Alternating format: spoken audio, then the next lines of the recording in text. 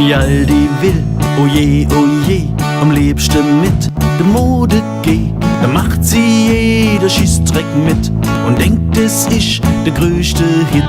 Ja, neulich mal im Stern TV, da war so a blöde Frau, die brachte sie, oje, auf a grusige Idee. Oh lieber Gott, wo führt es hin? Jetzt ist mi Frau Veganerin. Sie fordert jetzt, oh Riesenschreck, der Viechers ganze fuhr da weg. Oh lieber Gott, war das noch nett, wo sie noch Schnitzel gefordert hätt. Doch heute isst sie in der Tat nur Rostfuttelsalat. Jodoloi, diodoli, hituljo, nur Rostfuttelsalat.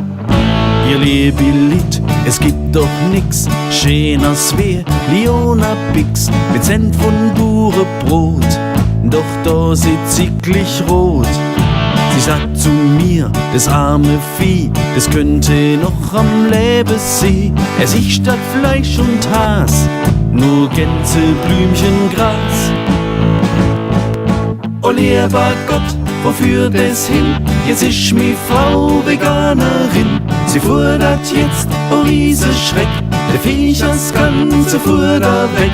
Oh lieber Gott, war das noch nett, wo sie noch Schnitzel gefordert hätt. Doch heute isst sie in der Tat nur Rostfuttelsalat. Jodoloi, diodoli, hituljo, nur Rostfuttelsalat.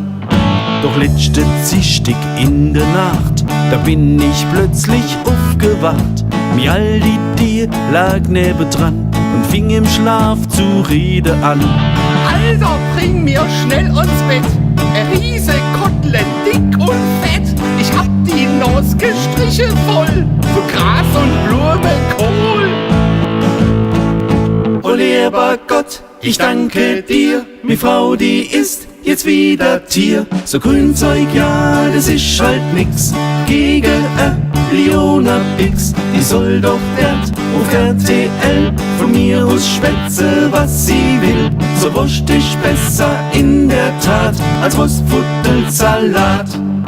Jodoloi, diodoli, hituljo, als Rostfuttelsalat.